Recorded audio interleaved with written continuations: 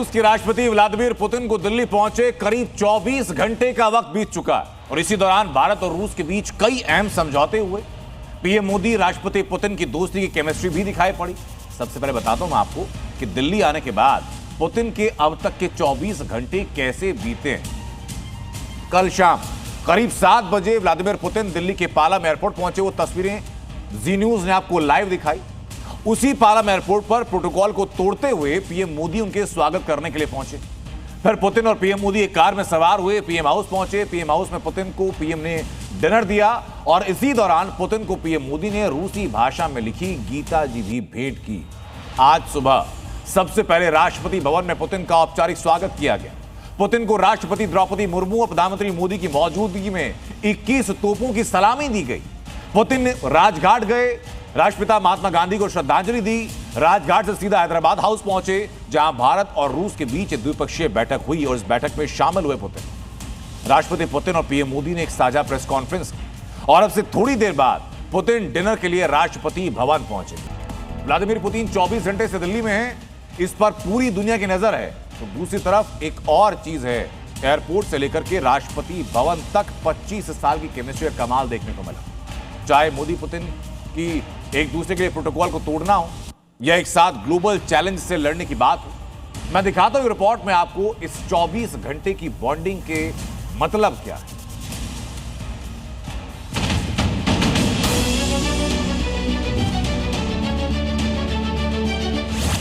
पच्चीस साल की केमिस्ट्री का कमाल। मोदी पुतिन ने तोड़ा प्रोटोकॉल।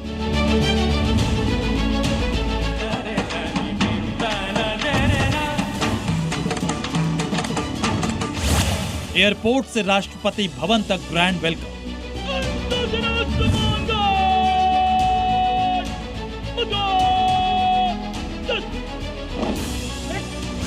पुतिन मोदी की बॉन्डिंग के 24 घंटे।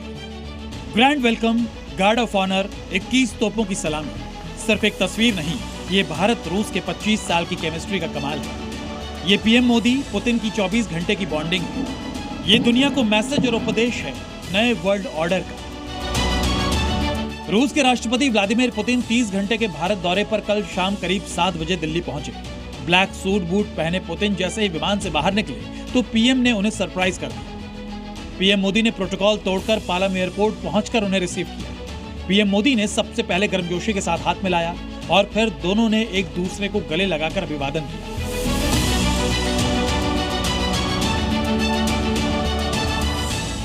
पालम एयरपोर्ट पर रेड कारपेट और पारंपरिक डांस के साथ पुतिन का वेलकम हुआ। इस दौरान पुतिन ताली बजाते नजर आए। एक तरफ पीएम मोदी प्रोटोकॉल तोड़कर एयरपोर्ट पहुंचे तो पुतिन ने भी भारत पहुंचते ही अपना सिक्योरिटी प्रोटोकॉल तोड़ दिया।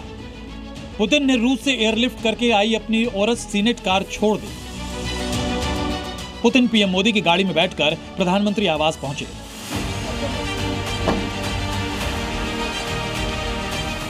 इसके बाद प्रधानमंत्री आवास में राष्ट्रपति पुतिन के सम्मान में डिनर हुआ, जहां पीएम मोदी ने पुतिन को रूसी भाषा में लिखी गीता की कॉपी भेंट की। अर्जुन जी, आपकी यात्रा बहुत ही ऐतिहासिक है। 2001 में जब आपने कार्यभार संभाला और भारत की आपकी यात्रा पहली हुई, उसको आज 25 साल हो गए और उस पहली यात्रा में ही स्ट्रेटेजिक पार्टनरशिप की एक मजबूत नींव रखी गई थी। कल एयरपोर्ट के बाद आज राष्ट्रपति भवन में पुतिन का औपचारिक ग्रैंड वेलकम हुआ। राष्ट्रपति भवन में पहले द्रौपदी मुर्मू और पीएम मोदी ने उनका स्वागत किया और फिर पुतिन को 21 तोपों की सलामी दी गई। इसके बाद उन्हें गार्ड ऑफ ऑनर दिया गया। पुतिन ने तीनों सेनाओं की परेड का निरीक्षण भी किया।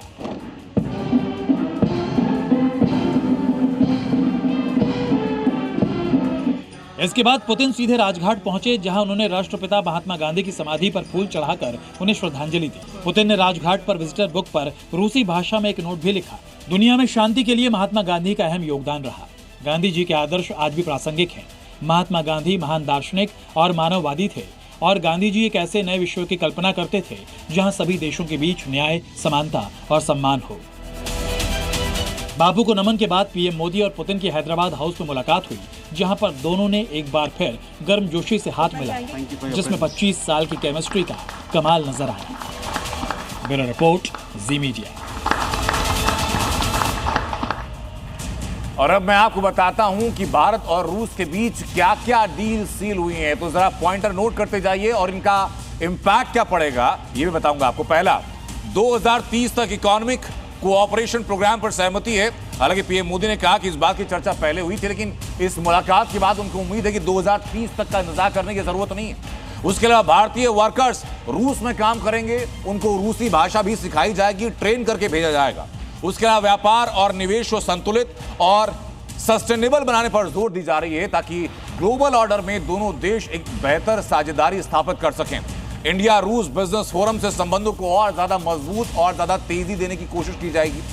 ईएईयू के साथ एफटीए बहुत जल्द पूरा करने पर यह सहमति बनाई जाएगी। इसके अलावा सबसे इंपॉर्टेंट में से एक जो है वो है शिप बिल्डिंग सहयोग से मेक इन इंडिया और रोजगार को बल मिलेगा। यहां जो मेक इन इंडिया की बात हो रही है ये अपने आप में इंपैक्टफुल होगी दोनों देशों की इकोनॉमी को बूस्ट करने के लिए और भारत के लिहाज से भी। उसके अलावा सिविल न्यूक्लियर एनर्जी में जारी साझेदारी पर सहमति है। न्यूक्लियर एनर्जी में प्राइवेट एंटिटीज की एंट्री भी हो सकती है। इसके अलावा क्लीन एनर्जी और हाईटेक सेक्टर में सहयोग दोनों देश मिलकर के और ज्यादा प्रगाढ़ करेंगे। रूस में भारत के 2 नए कॉन्सुलेट भी खोलने जा रहे हैं। इसी मुलाकात में इस बात को भी तय कर दिया गया। इसके अलावा रूसी नागरिकों को 30 दिनों के लिए फ्री ई टूरिस्ट वीजा और ग्रुप वीजा मंजूर भी कर लिया गया। इसी मुलाकात के दौरान दोनों देशों के बीच सांस्कृतिक आदान प्रदान भी और मजबूत होगा। पीएम मोदी और राष्ट्रपति पुतिन के बीच दिल्ली के हैदराबाद हाउस में जो द्विपक्षीय मीटिंग हुई, इस दौरान दोनों देशों के बीच और कई अहम समझौते भी हुए, जिसमें भारत ने रूस के नागरिकों को 30 दिनों का मुफ्त ई टूरिस्ट देने का वीजा देने का फैसला किया। यह पहल दोनों देशों के लोगों के बीच दूरी कम कर और पर्यटन को बढ़ावा देने के साथ साथ एक नई दिशा देने के लिए अहम माना जा रहा है। भारत रूस मित्रता एक ध्रुव तारे की तरफ बनी रही है। भारत और रूस की दोस्ती अब नए मुकाम पर पहुंच गई है। दोनों देश न सिर्फ आपसी साझेदारी बढ़ा रहे हैं बल्कि ग्लोबल चैलेंज के खिलाफ मिलकर लड़ने को भी तैयार हैं। साथ ही पुतिन ने दिल्ली से अमेरिका को सीधा मैसेज भी दिया है कि भारत को तेल की सप्लाई किसी भी हालत में रुकेगी नहीं। भारत रूस की रणनीतिक साझेदारी के 25 साल पूरे होने पर दिल्ली के हैदराबाद भवन में 23वां भारत रूस शिखर सम्मेलन का आयोजन हुआ, जिसमें द्विपक्षीय समेत ग्लोबल मुद्दों पर चर्चा हुई। इस दौरान भारत रूस के बीच कई अहम समझौते हुए, जिसमें कोऑपरेशन और माइग्रेशन पर agreement, health care medical education पर समझौता, फूड सेफ्टी और स्टैंडर्ड्स पर एग्रीमेंट, पोलर शिप्स और फर्टिलाइजर पर एग्रीमेंट। इसके अलावा दोनों देशों ने 2030 तक आर्थिक सहयोग की रणनीति बनाई है। वहीं रूसी राष्ट्रपति ने कहा कि भारत को बिना रोक टोक के तेल की सप्लाई जारी रखेगा, यानी पुतिन ने ट्रंप के टैरिफ की हवा निकाल दी। पीएम मोदी और पुतिन की बैठक में यूक्रेन युद्ध और आतंकवाद पर भी बात हुई, यानी भारत और रूस की दोस्ती ध्रुव तारे की तरह है। आतंकवाद के विरुद्ध लड़ाई में भारत और रूस ने लंबे समय से कंधे से कंधा मिलाकर सहयोग किया है। भारत का अटल विश्वास है कि आतंकवाद मानवता के मूल्यों पर सीधा प्रहार है और इसके विरुद्ध वैश्विक एकता ही हमारी सबसे बड़ी ताकत है। पिछले 8 दशकों में विश्व में अनेक उतार चढ़ाव आए हैं। मानवता को अनेक चुनौतियों और संकटों से गुजरना पड़ा है और इन सब के बीच भी भारत रूस मित्रता एक ध्रुव तारे की तरफ बनी रही। दिल्ली में मोदी पुतिन की मुलाकात पर दुनिया की नजर है, क्योंकि यह अहम मीटिंग ऐसे समय में हो रही है जब दुनिया में ट्रेड वॉर छिड़ा है और नए वर्ल्ड ऑर्डर की बात हो रही है। ब्यूरो रिपोर्ट, जी मीडिया। और इसी बीच एक और इंपॉर्टेंट अपडेट बताता हूं आपको। विदेश मंत्रालय ने कहा कि यूक्रेन संकट को लेकर के पुतिन ने भारत को जानकारी दी है। शांति के लिए जो बातचीत और प्रयास किए जा रहे हैं उनको लेकर भी पुतिन ने भारत को जानकारी दी है। आतंक को लेकर के दोनों देशों ने मिलकर लड़ने की प्रतिबद्धता भी जताई। भारतीय कर्मचारी रूस के आईटी और कंस्ट्रक्शन सेक्टर में काम करेंगे। भारत और रूस ने ईरान न्यूक्लियर मुद्दे को बातचीत से सुलझाने पर अहमियत दी है। जॉइंट स्टेटमेंट में क्या कहा गया वो सुनवाता हूं आपको। Most important focus of this particular visit. As I said just a while ago, expanding bilateral trade and strengthening economic cooperation requires swiftly addressing non-tariff barriers and regulatory impediments, enhancing Indian exports to Russia in sectors such as pharmaceuticals, agriculture, marine products, and textiles is important to correct the trade imbalance, and each one of these sectors in considerable detail was discussed between the two leaders today, with both of them pointing to the opportunities that existed in these areas and what were the steps that were needed that could be taken by both sides in order to move towards the mutually shared objective of increasing trade in these areas. Most important focus. ये joint statement आपने सुना और मेरे सहयोगी नीरज पांडे मेरे साथ जुड़ चुके हैं। नीरज, जरा दर्शकों के लिए आसान भाषा में ब्रीफ कीजिए, तीनों चीजों का इंपैक्ट क्या पड़ेगा। पहला, जो 2030 के लक्ष्य को पीएम मोदी ने कहा कि हमें, मुझे लगता नहीं कि 2030 तक रोकने की बात जरूरत पड़ेगी। दूसरा, आईटी सेक्टर में जो कोऑपरेशन रहेगा दोनों के वर्कर्स का, और तीसरा, ईरान न्यूक्लियर डील को जो दोनों देशों के बीच में बात हुई।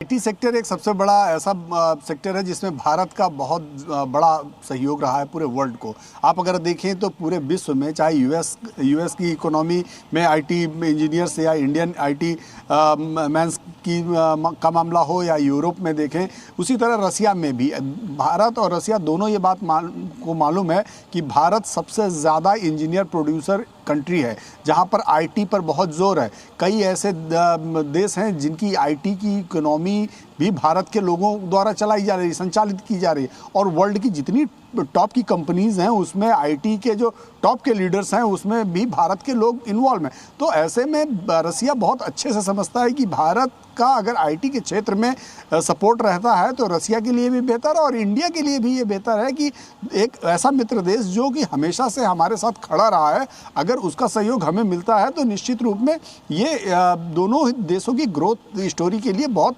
बेहतर रहेगा। एक और बहुत महत्वपूर्ण बात जो आपने कही कि कैसे दोनों देश ईरान के न्यूक्लियर वॉर को लेकर कैसे आगे बढ़ेंगे, तो देखिए ईरान भी कहीं ना कहीं आप देखें तो भारत का सहयोगी देश रहा है। ईरान के साथ भारत के बहुत ही अच्छे व्यापारिक संबंध रहे हैं, और रसिया भी अगर आप देखें तो रूस के साथ भी ईरान के अच्छे संबंध हैं। ऐसे में भारत एक नया वर्ल्ड ऑर्डर बनाना चाहता है जिसमें रसिया और भारत की बहुत महत्वपूर्ण भूमिका होने वाली है। और आज की ये जो मित्रता, आज की ये जो दोनों की केमिस्ट्री देखने को मिली, ऑन कैमरे भी ऑफ कैमरे भी, और कल जब वो आए तब से लेके अब तक की जितनी उनकी दोनों लोगों की बॉन्डिंग दिखाई पड़ी है, दोनों नेताओं की, पुतिन की और मोदी की, वो ये बताता है कि वर्ल्ड में नया वर्ल्ड ऑर्डर अब स्टार्ट होने जा रहा है। पॉलिटिकली ग्लोबल वर्ल्ड ऑर्डर की नीरज आप बात कर रहे हैं, मैं एक चीज पर आपका टेक और चाहूंगा। रूस यूक्रेन के बीच में जो तनाव है उस बीच में भारत ने अपने आप को गुट निरपेक्ष रखा है। भारत ने किसी का साइड नहीं लिया, लेकिन भारत ने शांति की पहल जरूर की थी। आज अब जब पुतिन भारत में है तो ये बात भी सामने है कि रूस के साथ जो स्टेटस फिलहाल यूक्रेन का है और रूस कैसे शांति वार्ता को आगे बढ़ाने के लिए प्रयास कर रहा है, उस बात की ब्रीफिंग भी भारत को दी गई। यानी भारत के द्वारा किए गए प्रयासों को एक्नॉलेज किया जा रहा है और उसी रूप में किया जा रहा है जैसे कोशिश भारत कर रहा है। अनंत, जब से रूस और यूक्रेन के बीच में युद्ध शुरू हुआ तब से अगर आप शुरू से लेकर अब तक की हिस्ट्री देखें तो भारत इकलौता ऐसा देश रहा है जिसने दोनों देशों के साथ समान तरीके से बातचीत की। जब हमारे नागरिक यूक्रेन में फंसे हुए थे और जब निकल रहे थे तो उस समय आप देखिए कि दोनों देश की सेनाओं ने अपना युद्ध विराम कर दिया ताकि इंडियंस को आराम से निकाला जा सके, क्योंकि रसिया भी इंडियंस को लेकर पूरी तरह से समर्पित है और यूक्रेन ने भी भारत की और भारत का मान सम्मान रखा।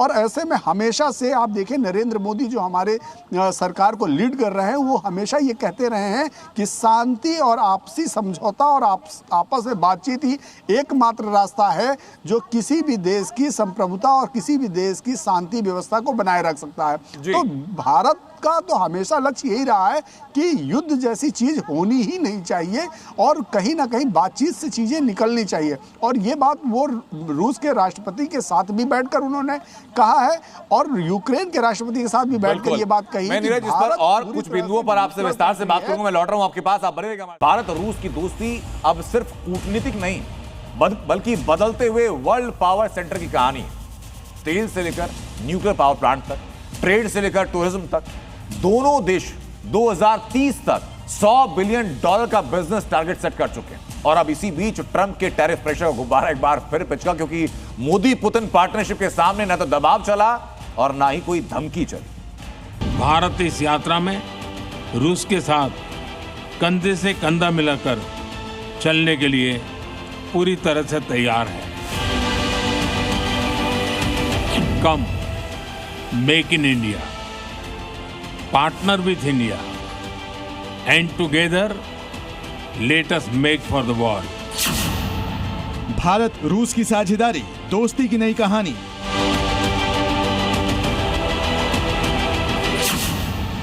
मोदी पुतिन का दम, ट्रंप टैरिफ बेदम।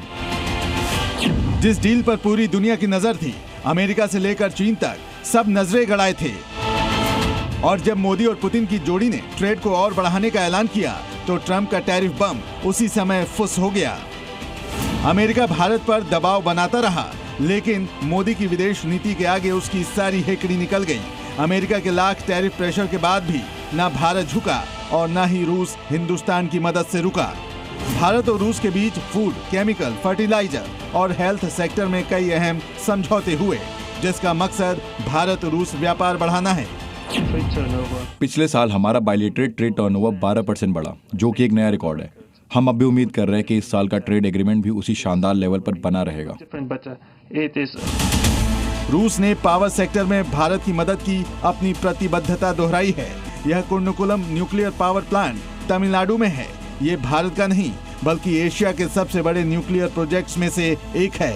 इस प्लांट में कुल 6 रिएक्टर बनाए जा रहे हैं। हर रिएक्टर 1000 मेगावाट बिजली पैदा करेगा, यानी पूरा प्रोजेक्ट तैयार होने पर यहाँ से 6000 मेगावाट बिजली मिलेगी, जिसमें से 3 रिएक्टर पहले ही भारत के एनर्जी नेटवर्क से जुड़ चुके हैं।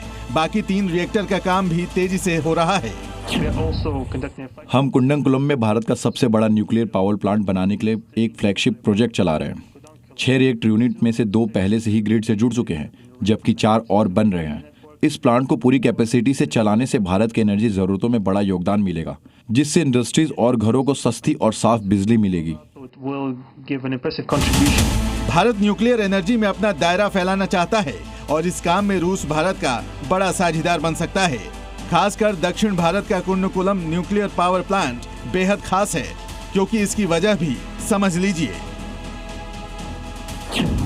यह प्रोजेक्ट खास क्यों? इससे भारत को क्लीन एनर्जी मिलेगी, कोयले पर निर्भरता कम होगी, दक्षिण भारत के राज्यों में बिजली की उपलब्धता बढ़ेगी। सिविल न्यूक्लियर एनर्जी के क्षेत्र में हमारा दशकों पुराना सहयोग क्लीन एनर्जी की हमारी साझा प्राथमिकताओं को सार्थक बनाने में महत्वपूर्ण रहा है। हम इस विन विन सहयोग को जारी रखेंगे। वहीं प्रेस कॉन्फ्रेंस में रूसी राष्ट्रपति पुतिन ने भारत को बिना रोक टोक के तेल की सप्लाई जारी रखने का ऐलान किया। दरअसल रूस से भारत आयात का लगभग 76% हिस्सा कच्चा तेल ही है, और अगर दूसरे तेल और कोयला को भी जोड़ लिया जाए तो ये आंकड़ा 85% तक चला जाता है। जबकि भारत रूस को दवाइयाँ, फाइन केमिकल्स, कपड़े, चाय, कॉफी, चावल, मसाले निर्यात करता है। लेकिन 2030 तक इस ट्रेड को और बढ़ाना है। इसे $100 बिलियन तक ले जाने का टारगेट है। लिहाजा भारत और रूस एक नए इंटरनेशनल रूट को बनाने में भी साथ काम कर रहे हैं। इसके अलावा भारत और रूस के बीच टूरिज्म को बढ़ावा देने पर भी जोर दिया गया। आज हम अपने दोनों देशों के नागरिकों के लिए टूरिस्ट वीजा पर कई अहम हमने फैसले लिए हैं।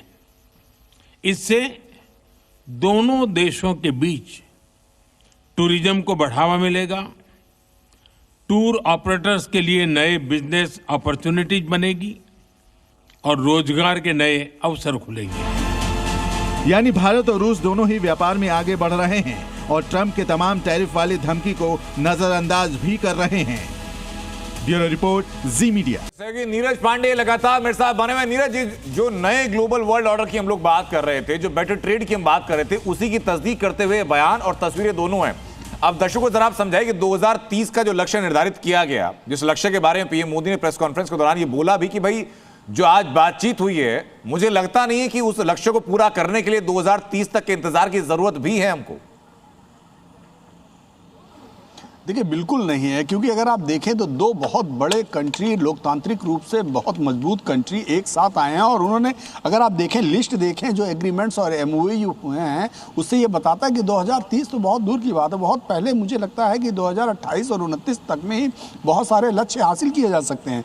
हेल्थ एंड फूड सेफ्टी के दिशा में उनका MOU हुआ है, दोनों देश एग्री हुए हैं कि इस दिशा में हम लोगों को काम करना है। आपको मैं बताऊं कि maritime corporation and polar water व्यवसाय में भी इन दोनों देशों ने आपस में MOU किए हैं। इसी तरह fertiliser, customs and commerce, academic collaboration, ये बहुत सारे ऐसी जो चीज़ें हैं जो आज MOU हैं, ये बताते हैं कि दोनों देशों की जो ग्रोथ स्टोरी है उससे बहुत जल्दी पूरा विश्व चिर परिचित होने वाला है। और ये जो ग्रोथ स्टोरी है, ये ग्लोबल वर्ल्ड ऑर्डर का जो नया आप कहेंगे हिस्ट्री लिखी जानी है, वो यही दोनों देश लिखने वाले हैं। और आज की जो बॉन्डिंग और आज के जो दोनों लोगों के बयान हैं, ये बताते हैं कि दोनों का जो कॉन्फिडेंस का लेवल है वो अपने आप में कहीं ना कहीं बहुत हाई है। और विश्व की उन ताकतों के लिए ये मैसेज भी है जो कहीं ना कहीं भारत को, चाहे वो आर्थिक रूप से परेशान करने की कोशिश करते हो या कूटनीतिक रूप से परेशान करने की कोशिश करते रहे, नीरज वैसे भी है ये बड़ा मैसेज है कि अब इस वक्त यूरोप के अंदर जो माहौल है वो एंटी पुतिन माहौल है।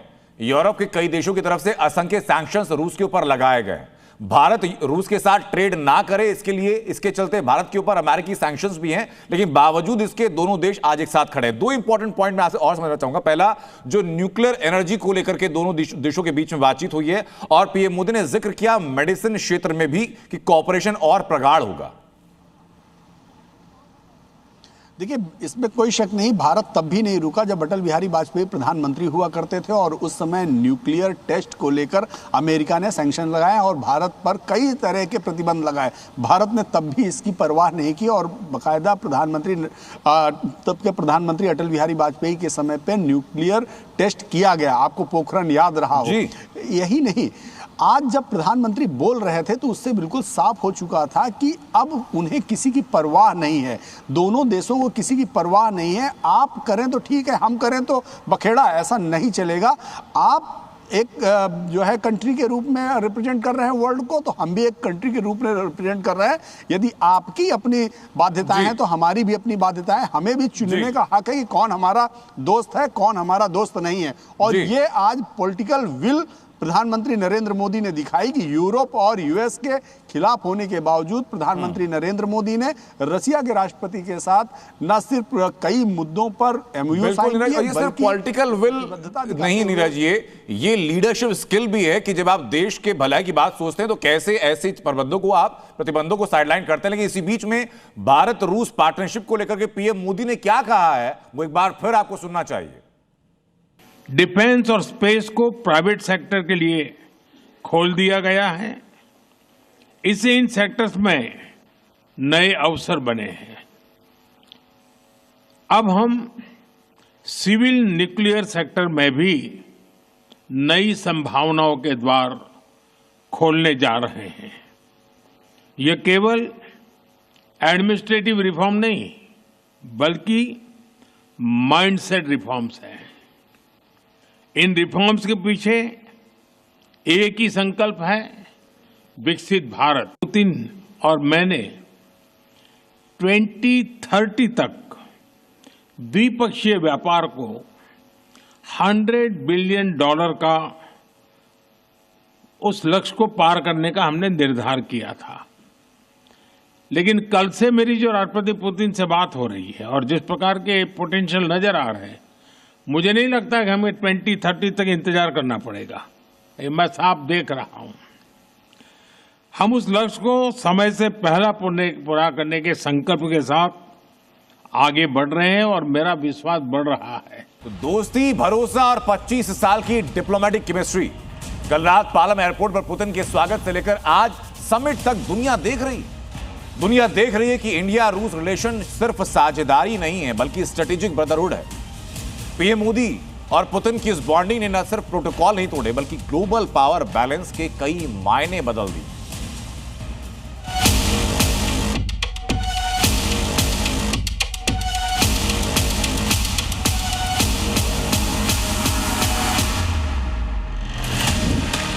प्रधानमंत्री नरेंद्र मोदी और रूस के राष्ट्रपति पुतिन जब भी मिलते हैं गर्मजोशी के साथ ही मिलते हैं, और जब भी इनकी मुलाकात होती है तो प्रोटोकॉल टूट जाते हैं। इस बार भी पीएम मोदी ने प्रोटोकॉल तोड़कर अपने 25 साल पुराने दोस्त प्रेसिडेंट पुतिन का जोरदार स्वागत किया।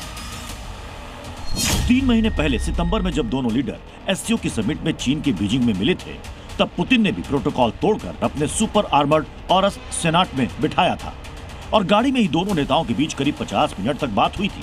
और 3 महीने बाद जब पुतिन ने भारत में लैंड किया तो पीएम मोदी ने भी खुद उनकी अगवानी में पहुंचकर पुतिन को सरप्राइज कर दिया। खुद प्रोटोकॉल को तोड़कर पीएम मोदी पालम एयरपोर्ट पहुंच गए और एक ही कार में सवार होकर दोनों नेता पीएम आवास पहुंचे,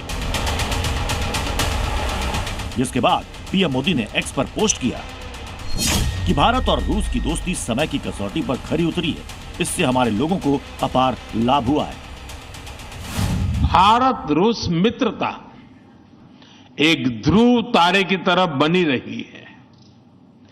परस्पर सम्मान और गहरे विश्वास पर टिके ये संबंध समय की हर कसौटी पर हमेशा खरे उतरे हैं।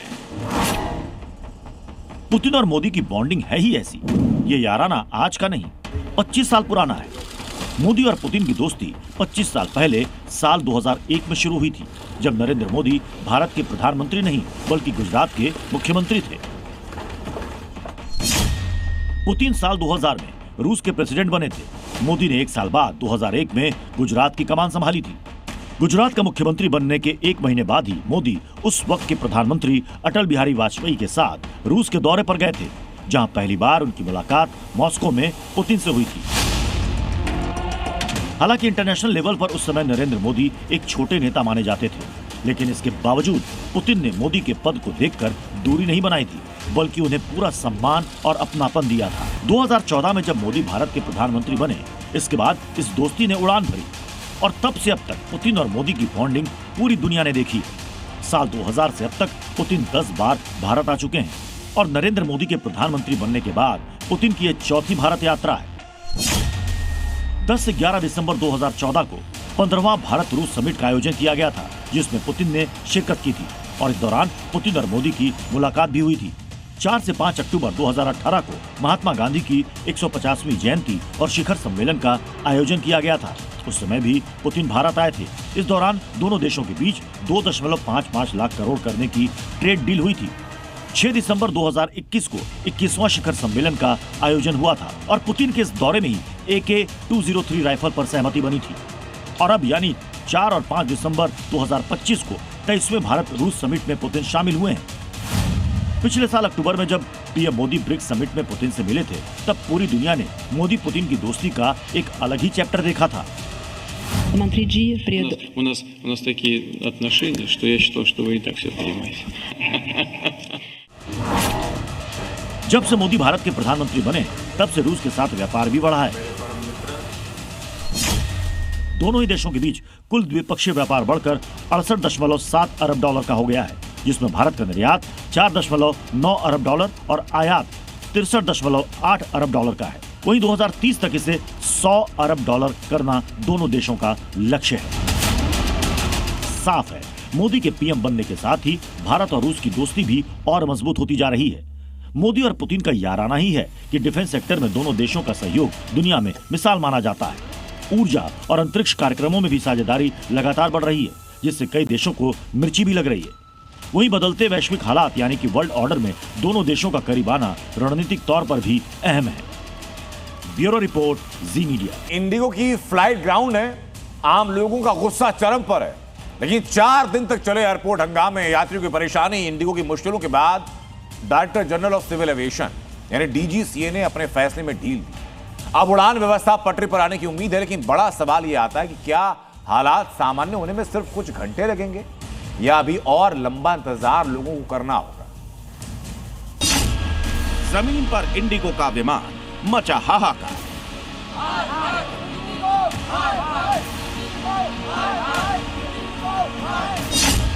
चार दिन में 1200 से ज्यादा फ्लाइट्स रद्द।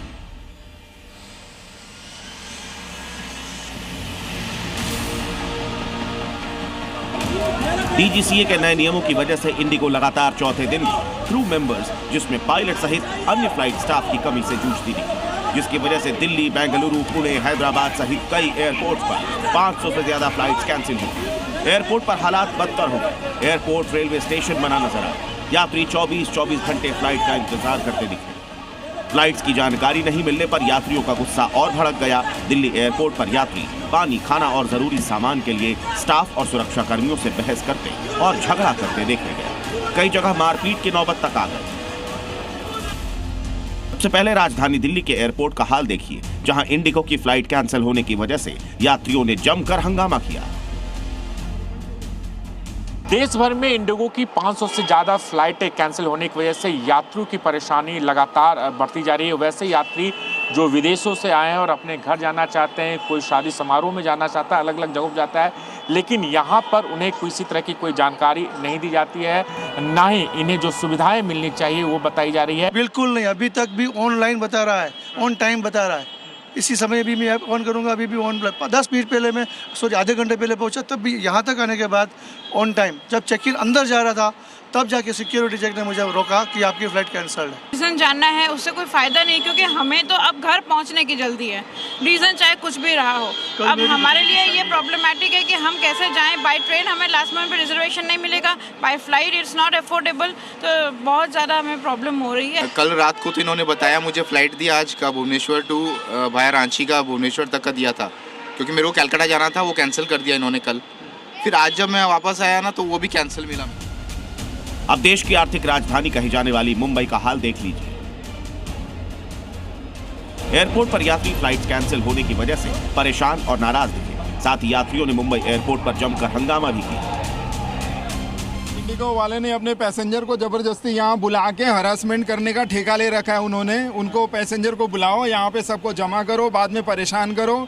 ना तो इनकी फ्लाइट उड़ रही है, ना तो फ्लाइट कैंसिल हो रही है, कुछ नहीं हो रहा है इनका। दूसरी फ्लाइट की है चेक की, वो इतनी महंगी है, कोई 50,000 की है, कोई 52,000 की है, ऐसे फ्लाइट हो रखी है, ऐसे फ्लाइट हो रखी है। एयर इंडिया की तो बहुत महंगी फ्लाइट है, इंडिगो तो है ही नहीं कहीं पर भी।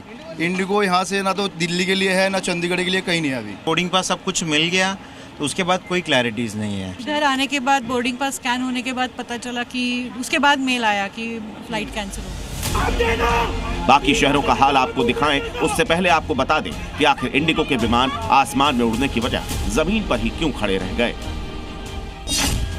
1 नवंबर से डीजीसीए यानी directorate general of civil aviation ने पायलट्स और क्रू मेंबर्स के काम से जुड़े नियमों में बदलाव किए। इसे फ्लाइट ड्यूटी टाइम लिमिटेशन यानी FDTL नाम दिया गया। पहला चरण 1 जुलाई और दूसरा चरण 1 नवंबर से लागू हुआ। नए नियमों में यात्रियों की सुरक्षा बढ़ाने के लिए पायलट्स और क्रू मेंबर्स को पर्याप्त आराम देने पर जोर दिया गया। इस बदलाव से इंडिगो में पायलट्स और क्रू मेंबर्स की अचानक कमी पड़ गई। नतीजा ये हुआ कि इंडिगो के विमान उड़ान नहीं भर पाए। इंडिगो के विमान जमीन पर आए तो हजारों यात्री फंसे रहे। टर्मिनल पर लंबी लाइनें लग गई और सवाल उठने लगे कि जो नियम यात्रियों की सुरक्षा और सहूलियत के लिए बनाए गए, उससे उन्हीं को परेशानियों का सामना क्यों करना पड़ रहा है। वहीं इंडिगो की फ्लाइट रद्द होने से किराया भी 4 गुना तक बढ़ गया। पैमाने पर देख रहे हैं कि 16 जो फ्लाइट है इंडिगो की वो भोपाल से कैंसिल हुई है। यानी ये आंकड़ा बड़ा है। 28 फ्लाइटें भोपाल से उड़ाने भरती है अलग अलग शहरों के लिए। उसमें से भी देखेंगे कि 16 अब तक आज जो है सुबह से अब तक कैंसिल हो चुकी है और 12 जो फ्लाइटें हैं उनमें से अभी तक समय पर वो पहुंच नहीं रही है और उनकी भी स्थिति क्लियर नहीं है। कुछ यात्री उनसे भी बातचीत करेंगे। कल 8:45 था मेरा फ्लाइट, मगर कल वो फ्लाइट कैंसिल कर दिया, आज के लिए रीस्केड्यूल करके दे दिया, मगर आज वो भी कैंसिल कर दिया। वो अकोमोडेशन नहीं दे रहे, कुछ फैसिलिटी नहीं दे रहे, वो पैसा भी वापस नहीं कर रहे। मिली सुबह प्रॉपर सब मैसेजेस आए कि आप आइए, चेक इन कीजिए। सब हमने डिजी यात्रा पे भी सब लोड हुआ। यहाँ जब आए तो उन्होंने बोला कि आपकी फ्लाइट कैंसिल्ड है। एयरपोर्ट रेलवे स्टेशन बन गए तो डीजीसीए को भी फिलहाल अपना फैसला वापस लेना पड़ा। लेटर जारी करते हुए नए फैसले की जानकारी दी गई, जिसके तहत डीजीसीए ने एयरलाइंस को पायलट की वीकली रेस्ट की जगह पर छुट्टी देने पर रोक लगाने वाले नियम को वापस ले लिया। ऐसे में अब उम्मीद की जा रही है कि जल्दी हालात काबू में आएंगे और यात्रियों को राहत मिलेगी। दिल्ली से राजू राज के साथ ब्यूरो रिपोर्ट, जी मीडिया। लेकिन स्टाफ की कमी, चाहे दूसरी तकनीकी वजहों इसकी वजह से देश भर में इंडिगो की सेवाएं बुरी तरीके से प्रभावित हैं।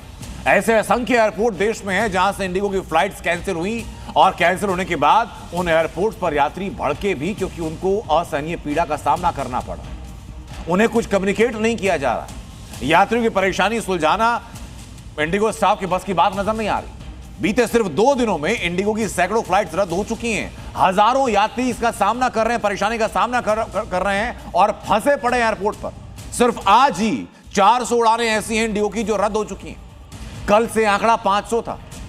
इस तरह 2 दिनों में 900 फ्लाइट कैंसिल हो चुकी हैं। आप सोचिए जरा। अब आप ये देखिए जरा कि देश के किन किन शहरों से कितनी फ्लाइट्स रद्द हुई हैं, उसका आंकड़ा मैं आपके सामने रखता हूं। हमारी आर्थिक राजधानी मुंबई, वहां से 118 से ज्यादा फ्लाइट रद्द हो चुकी हैं।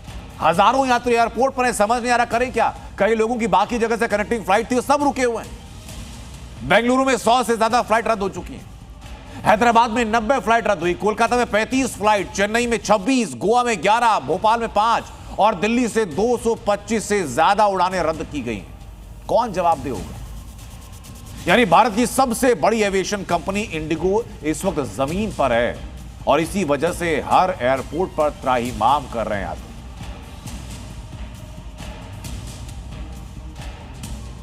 इसी बीच में कई सवाल उठ रहे हैं। इंडिगो की तरफ से एक्सप्लेनेशन देने की कोशिश की जा रही है, लेकिन क्रू मेंबर की कमी से इंडिगो फ्लाइट ग्राउंड हो गई और अचानक फ्लाइट कैंसिल होती है तो यात्रियों की भीड़ एयरपोर्ट के बाहर है। मेरे पीछे तस्वीरें आप देख रहे हैं। असंख्य यात्री हैं जो काउंटर पर हैं, एयरपोर्ट के बाहर हैं। 4 दिन में सैकड़ों फ्लाइट कैंसिल होने के बाद यात्रियों का गुस्सा भी फूट रहा है। उसकी तस्वीर दिखाता हूं मैं आपको।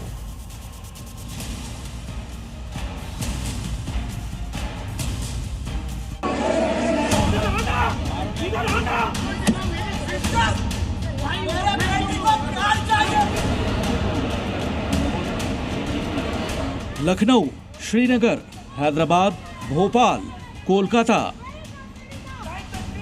बीते 4 दिनों से इंडिगो संकट जारी है। अब तक 1200 से ज्यादा फ्लाइट रद्द हो चुकी है।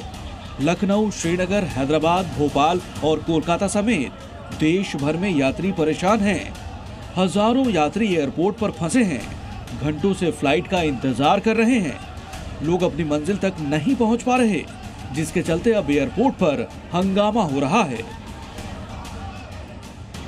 लखनऊ एयरपोर्ट पर इंडिगो की कई उड़ानें अचानक रद्द होने से परेशान यात्रियों ने हंगामा और नारेबाजी की। यात्रियों का आरोप है कि एयरलाइन ने फ्लाइट कैंसिल की और कोई अग्रिम जानकारी नहीं दी, जिससे उन्हें घंटों इंतजार करना पड़ा। मुर्शिदाबाद में बाबरी के शिलान्यास पर टीएमसी विधायक हुमायूं कबीर लगातार अड़े हैं। गिरफ्तारी लोग को लेकर कह रहे हैं कि मेरी गिरफ्तारी नहीं होगी। कल 2 लाख से ज्यादा लोग शिलान्यास में पहुंचेंगे और अब गिरफ्तारी ठीक नहीं। हुमायूं कबीर हमारे साथ जुड़ चुके हैं लाइव इस वक्त। हुमायूं साहब जरा बताइए कि ये बाबरी के शिलान्यास की जिद क्या है और क्यों है? कल दोपहर 12 बजे में वो मेरा कुरान तिलावत का शुरू होगी। 2 घंटा प्रोग्राम में वो बाबरी मस्जिद को ले जो लीम रखा हुआ है वो मुझे कल भित्ति स्थापन होगी, पूरा होगी। यही इसके बारे में इसका शेड्यूल में खिलाफ जाके कोई हाईकोर्ट में पीआईएल फाइल किया तो हाईकोर्ट का ऑनरेबल जज साहब इनको ये निर्देश दिया जो कल वो संविधान मान के, वो भारत का संविधान मान के मैं ये वो शेड्यूल बनाया, इसीलिए इनको ज़्यादा ध्यान देके वेस्ट बंगाल आ रहे हैं। आप ही के राज्य के राज्यपाल सीवी आनंद बोस कह रहे हैं कि अगर हुमायूं कबीर की वजह से कुछ दिक्कतें होती हैं तो गिरफ्तार करना चाहिए उनको। दिक्कत तो होने दीजिए, दिक्कत तो नहीं होगा तो गिरफ्तार कैसा होगा?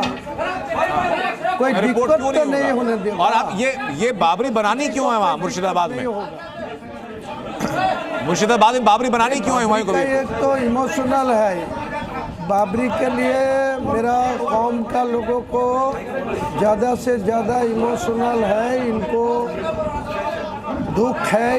वो जो था अयोध्या में 33 साल पहले वो डिमोलिशन कर दिया, तोड़ दिया, इसीलिए ये हो रहा है। तो उस मामले में तो सुप्रीम कोर्ट का फैसला आ गया था, वो जमीन अयोध्या जी में किसकी है, वहां क्या बनना चाहिए, सुप्रीम कोर्ट का फैसला आ गया, तो फिर आप कौन होते चैलेंज करने वाले उसको? सुप्रीम कोर्ट को कोई चैलेंज नहीं किया मैं। सुप्रीम कोर्ट जो निर्णय लिया 2019 में, वहाँ से कोई बाबरी मस्जिद बनाने के कोई मना नहीं किया, कोई निषेध नहीं है। भाई आपकी कौम के लोग दुखी हैं, कोर्ट को कोई चैलेंज नहीं। आपकी कौम के लोग दुखी है। 33 साल पहले जो हुआ उसी को लेकर कोई फैसला भी आया था कि वहां होना क्या चाहिए? होना तो चाहिए, वो तो लैंड देने के लिए सुप्रीम कोर्ट बोल दिया उसी टाइम। बाबरी मस्जिद ट्रस्ट को लैंड देने के लिए बताया यूपी गवर्नमेंट को, लैंड भी मिला। कभी जमीन दी गई थी ना, वहां क्यों जाके कुछ नहीं बनाते? जी मुस्लिम पक्ष को अयोध्या जी में जमीन दी गई थी ना कोर्ट के फैसले में, वहां जाके कुछ क्यों नहीं बनाते? जी वो नहीं बन पाया, लेकिन यहाँ बनने का तो कोई आपत्ति नहीं होना चाहिए। नहीं, आपत्ति कई हैं और मैं वक्त की कमी के चलते सवाल आगे पूछ नहीं पा रहा हूं। और आज शुक्रिया आपका हम लोग जुड़ने के लिए।